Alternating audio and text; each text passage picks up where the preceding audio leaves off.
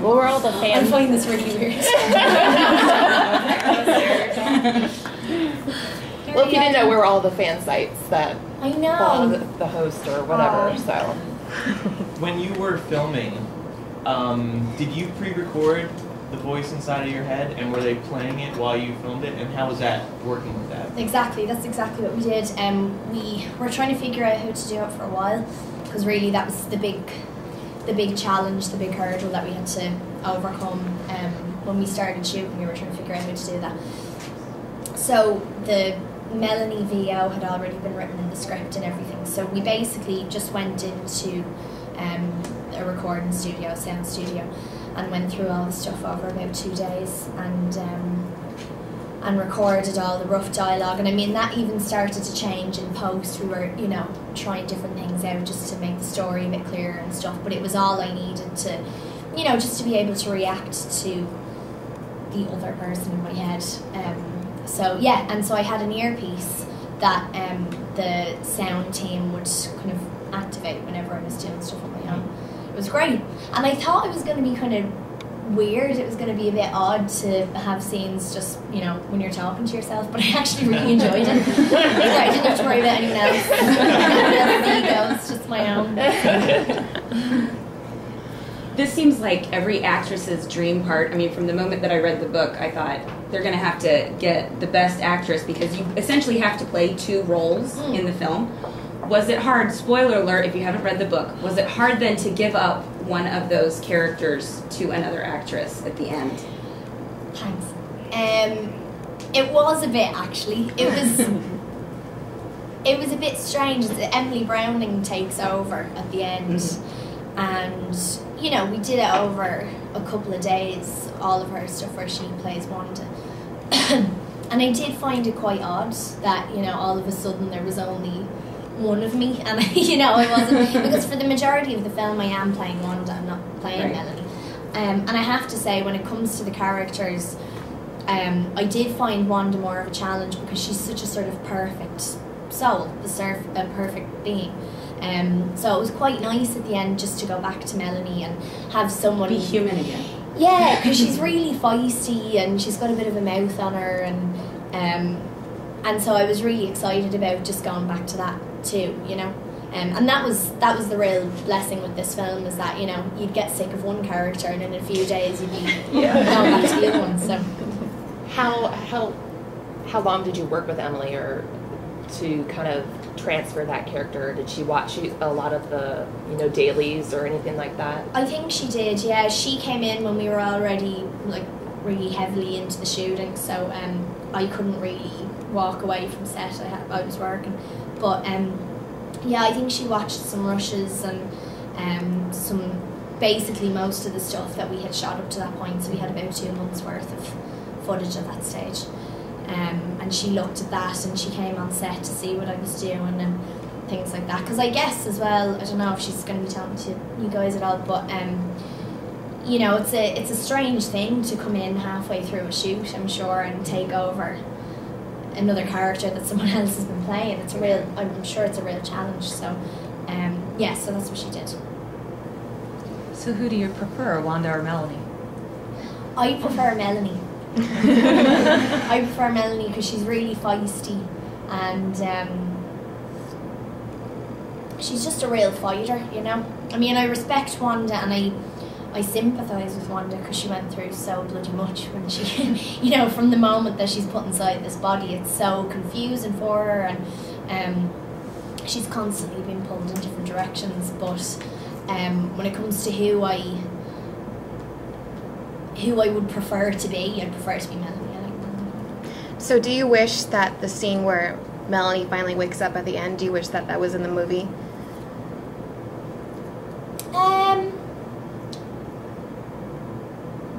No, I think it's fine the way it is. See, the thing is as well, it's such a massive book that there's no way everything could have been put in. So all the stuff where they go out and find the body for Wanda and all that kind of stuff, we needed to take some bits out. So I think that it was just kind of, the way it turned out. But I don't mind. I think as long as it's clear for people, and people as well. I mean, obviously you guys know the story, but people who wouldn't know it as well, for it to be clear for them, that's, you know, that's important. So I have a question. For the fandom, did you do any research of what Stephenie Meyer's fandom was coming into when you were cast as it, and what, you know, your thoughts were? Any intimidation by the sheer number? I didn't really do any research, no. I mean, I was very much aware of the fan base that Stephenie's books had and the movies had, and, you know, I've seen footage from the premieres of Twilight, and it's just, and I went to the last breakdown. I'm sure you guys were there. It was nuts. Like, it's amazing, because you know, you look at it and you think, wow, that's, you know, it's very overwhelming, which it is, but at the same time, it's so amazing that these stories are loved by so many people that you'll come out and support it so much. And so I was very aware of the dedication of the fans, definitely. You're very drawn to different projects, not so much like mainstream media. So what drew you to this project? I loved the concept. I thought the concept was very interesting. The idea of our planet being perfected by a foreign force, and what really makes our world perfect, and in whose eyes is it perfect, and all that kind of stuff. So there's all these kind of different plays and perspectives and opinions and things like that, which I thought was very interesting. And I like the idea of playing two different characters as well, and just kind of hopping between the two. And then when I met Stephenie, she was the first person that I met out of everyone, and kind of, you know, loved her straight away, so I really wanted to work with her.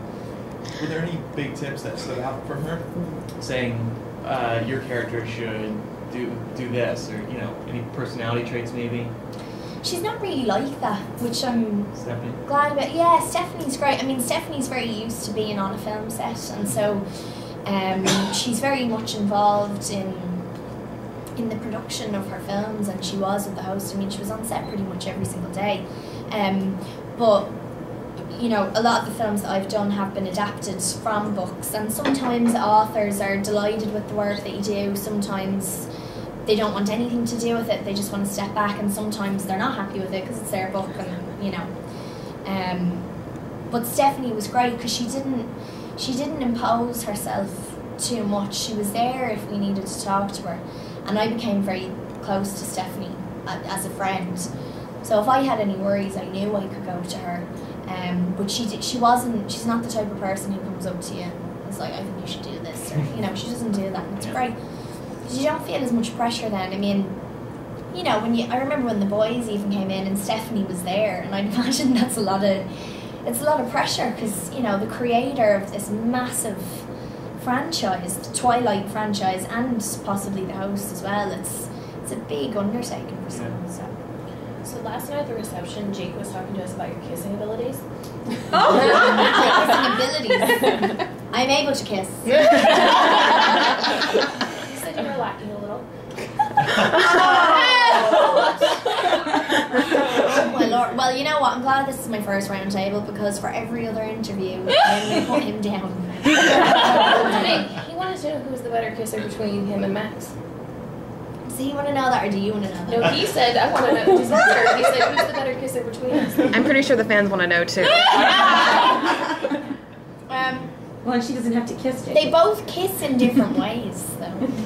And the scene. No, the scene. I mean, I'm going to be very diplomatic about this. The scenes that we have are very different. I mean, with Max, they're a lot more passionate, and there's a lot of like bubbling emotion and things like that, because they've been kind of separated and all that sort of stuff. Whereas with Ian, it's more tender and it's more loving and all that kind of stuff. So it's a different kind of technique. They're both very talented. Very nice. So, like, talking about, like, I guess, kissing and the chemistry, what did you guys have to do to prepare, like, for that? Did you do anything? For that kiss. You guys kiss. Did you practice making out? Yeah. No, we didn't. I mean, I had met the guys before, so Jake was in The Lovely Bones, and I had met him a good bit before that, and I had met Max before as well. So we were familiar enough with each other, and then you know, we had like 2 weeks rehearsals, and I think we were just lucky that we got on really well, and the dynamic between the three of us was so good and so relaxed and everything. And yeah, I mean, when you do, whether you're comfortable with them or not, when you do a scene like that with someone, the first take's always awkward and a bit uncomfortable, but then you just have to get over it. You have to do it. You know, you can't kind of get out of it. So, So since he told us about your kissing abilities, like what should we ask him? what should you ask Jake? Yeah. Why is he such a lame kisser? I don't know. Ask him how many times he took the guitar out on set and played it for everyone. Okay. Who decided that you needed to wear heels through Oh my gosh. the whole desert. crash and walking through the sand? I'm like, why would they do that to you? I know, because they looked nice. But I know, we were all exactly the same, because we all loved these heels. They were these amazing little, like, blue leather heels that Erin Pennick, the costume designer, picked out. And we loved them. But at the same time, we were like, there's no way I can walk through a desert in this. And I ended up pretty much like walking through the desert for a couple of weeks, and I was in a car room and all that kind of stuff. So it was a bit of a pain, because the pebbles and stuff would get into your shoes and you wouldn't be You able didn't to twist walk. your ankle or anything? Good No. Lord. Those first couple steps, she Yeah. felt like her feet were on the side. Yeah. I know. That was all. The heels kind of sink into the sand as well, you know. So you're walking along and you're. It's all I a even bit- thought, can she take her shoes off? I know, She has yeah. socks on? Nothing like that. Did you keep anything from the set, like any clothing or anything? No, I don't think so. I wouldn't have minded the jeans though that Wanda wears when she's, you know those jeans that I wouldn't have minded those. They didn't give me anything though. They gave me nothing. You didn't keep the contacts. No, I was glad to give them. The day that I took those out for the last time, it was a very happy day. So you all seem really, really close. And I'm just wondering, it seems to me we get the feeling that Jake is the prankster. Yeah. And he seems like the butt of a lot of pranks. And so we were just wondering, what did he do to deserve? Did he do anything? So Max is really afraid of insects and butterflies. Moths and things like that. And Max made the huge mistake of telling us this, which I think is just hilarious that he's, where is that? He's 27. Yeah, so we found out about this, and we got, I think there was just one of these little plastic cockroaches or something on set. I don't know why it was on set, but we found it, and he'd heat up his lunch every day in his trailer in the microwave. So we decided we'd put it in. We put a little cockroach into the microwave. It was Jake's idea, and I was really excited about it. And so he put it in, and a while later, Max just came like running out and was freaking out that this thing. He still hadn't realised that it was fake. So he thought it was still a real thing. And I was so excited by the prank. I kind of go along with pranks to a certain extent, but then I get so excited that I have to go, oh, it's only a joke. It's just a joke. We could have carried it on for the whole day. But he is, Jake's very funny. Like, Jake and I used to wrestle a lot on set. We were like, more brother and sister. So we were, as the Irish say, messers. But he's funny. We were wondering if you could talk a little bit about what happened at the Google Hangout. Like, you had the... That was hilarious. Yeah. This is awesome. awesome. It was hilarious. I'm sorry. Amazing. Was it? Okay. I usually don't look at any interviews that I've done, but my mum said to me afterwards, it was so hilarious. Because I was just all over. You know when I was moving about, Yeah, I you're was like- find a socket in the Savoy Hotel on Trafalgar Square. And I was going to a play straight afterwards. So what happened was, right, I was out having a bit of dinner and I thought it was going to be at 7:30 or something like that, and then Jess, my publicist, calls me at like 6:30 and she's like, where are you? Well, I'm just having a bit of dinner, I'm going to head over now in the next while and get set up, and she's like, no, they're on now. So I had to run through Trafalgar Square on a Saturday or something, and it was so busy, and try and find a plug and find like the Wi-Fi password. It was a nightmare. And then when I got on, I was talking It was to during the Matt. trailer. It was during the trailer. I'm sorry. It's hilarious. Yeah. It was very funny. I keep apologising to Stephanie. Did you feel any similarities between Mel's struggle and Susie Salmon's struggle in Lovely Bones? Just that being that in-between character. No, not really. I mean, I hadn't really thought of that. I guess you could draw comparisons to both, but I hadn't. It wasn't something that I kind of thought about to bring the character to life. So what did you bring to, well, how did you bring the character to life? Like what type of resources did you look up? Did you read any sci-fi books or watch any movies?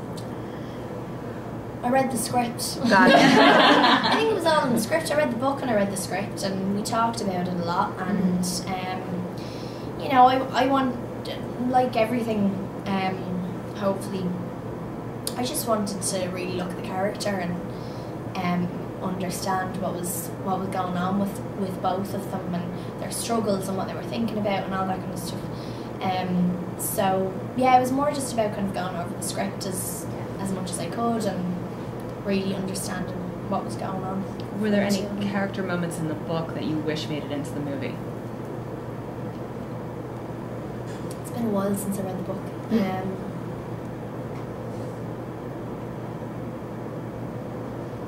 I can't think of any. You stumped her. I can't think of any. How was it working with? Never mind. We'll go on. How was it working with Frances Fisher and William Hurt as veteran actors? Did you learn anything from them? I love William so much. William was like the godfather of the set, and not the Italian kind, but he was a real leader, and I think it was very important for all of us to have someone who was such a veteran, as you say, and somebody who's very much about their craft. And you know, he's a theatre actor, he's trained, he's got a lot of experience, and I think it was really beneficial for all of us to have someone like that on set and be asking so many questions. And you know, there'd be times where we'd be pushed for time, like you always are on a set, and you kind of just, you know, you'll rehearse the scene a few times and you'll just have to get into it to start shooting. We were doing that one day, and there were a lot of us in the scene, and so we were doing it, and it was fine, but it didn't really feel right. And William sensed that, and he just said, you know what, let's just stop for a second and talk about this and take the time and go over it and rehearse it. And we did for about half an hour, which was unheard of on set. And it made such a big difference. And just the fact that he had, you know, really picked up on that was wonderful. And one of my The sense of favourite the cast, scenes, yeah. and just a real, from a real actor's point of view, you know, it wasn't about making the day for him. He wanted to make sure that we all kind of had what we needed, and he was great in that way. And one of my favourite scenes that I did, you know, I mean, not to watch it, but to shoot it, was a scene with William where you guys have seen the film, where he comes in after I find out that they've been slaughtering souls and everything, and he comes in, and it was such a human kind of scene, and it was very simple and very dramatic at the same time, and just because he was so great and it was so nice to have someone like him to kind of to work with was brilliant. So I love him. There were reports recently that you're interested in Cinderella. I know, there's a lot of that. Yeah, no, I'm not attached Not to at that at all? all. No. Okay. The end of the host leaves it open for possible sequel or for the trilogy, do you Yeah. have any ideas of where you would want your character or characters to go? And Maybe Hawaii or something. Instead of the desert. Sorry, big fast It's very dirty. What, in the desert? Yeah, I know. Yeah, somewhere like that would be nice. well, Posh somewhere. possible journey, I guess. What next steps do you think? Oh, that's even.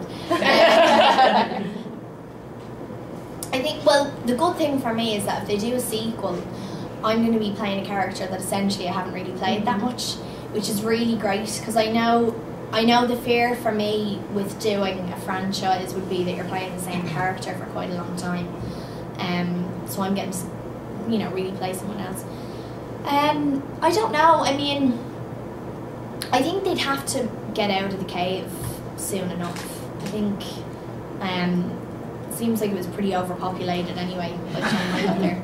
So so I'd imagine in the next one maybe they might get out of the cave or do something else. And also they've come across souls now that they're kind of relatable to. So yeah, I don't know what Stephanie's going to do. Like, she's writing it at the moment, and she won't tell anyone. Her like, so you had any ideas about her sticking in? But no, she wouldn't tell us. So you'd be definitely in if they decided to do another one. Yeah, I mean, obviously as always, it depends on the Scheduling. script and scheduling and all that kind of stuff. But I would love to work with everyone again, and if that worked out, then yeah, definitely. Spoiler alert or whatever, for the end scene that you guys have with Emily Browning and like meeting other people that are mixed with like hosts and humans. Yeah. Max had told us last night that scene was like extra that you guys filmed, Yeah, and you were gonna end it with just sending the seeker up. Do you like how it ended? End it with what? Just sending the seeker into a different planet. Yeah, I think I always liked that ending, and I think it was something that they were always going to do, but they couldn't for whatever reason. But it always felt right that I mean, that's the ending in the book, and that those kind of really pivotal lines as well. Those really important lines at the end. I think it was nice to have those repeated at the very end of the film. So yeah, I think it felt right to have that. Yeah.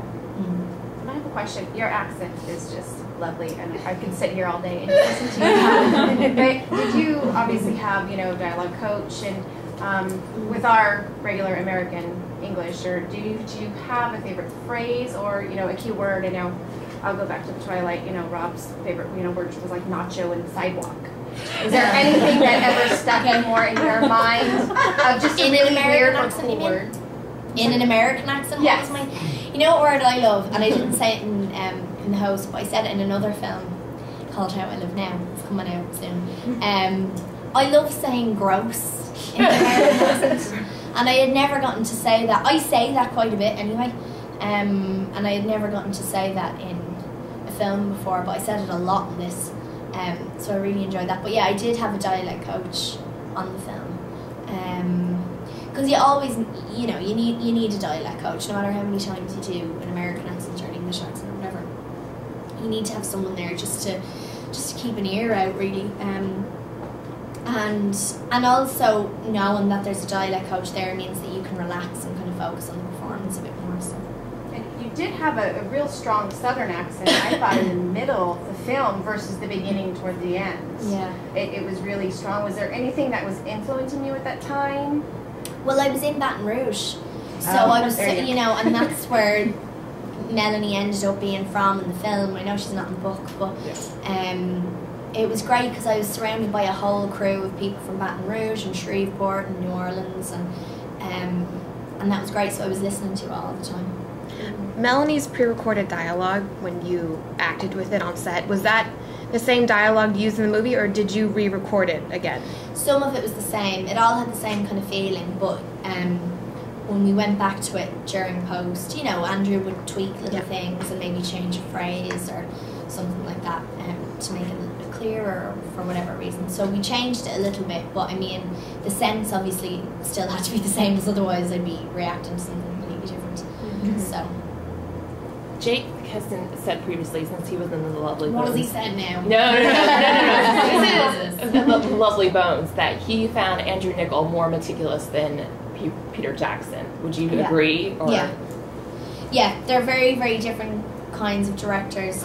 They're both very visual, but Pete is very much like a kid, and you know, if he could, he'd just get a camcorder and go around and shoot everything for 10 months. And also he's got so much equipment there that he can kind of really play with all these different you know, new technology and new types of cameras and things like that. So he focuses on that stuff a little bit more, whereas Andrew can be very much about the style and the look of a particular shot.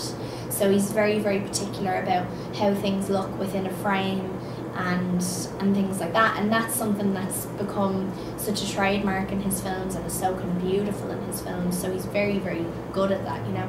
But what they, you know, they're both obviously emotionally very, you know, they're involved when it comes to the characters, and they're not sort of cold or anything towards that.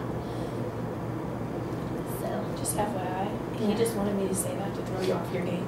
He actually said you were a good kisser. I'm uncomfortable to hear that because I don't want Jake to think that I'm a good kisser. Cousin saying that or something. Thanks though. They got us involved in prank wars last night. In prank wars? Yeah. Were you pranking each other last night? No, they asked us to prank people today. Don't prank me. Don't prank me. I'm gonna have to talk to them now. You can't tell us. You can't tell them because I'll tell them it's you. Do you want us to prank them? Yeah. Think of something. I'm gonna ask. All right. So we were told to do a prank, and I'm gonna ask your opinion on it. So we hear Jake has a body hygiene issue. Like he doesn't like germs. And so Max, this is why these are there, because Max wants us to have him sign it, and when he turns around, we have a bottle of Evian, and I'm going to act like I'm sneezing and spray it on him. Good idea. That's a good idea. You know what you should do? You should try and sneeze onto this and then ask him to sign it. You should ask him to do that. I'm really freaked out. Yeah. All right, guys, thank you so much. Thank you.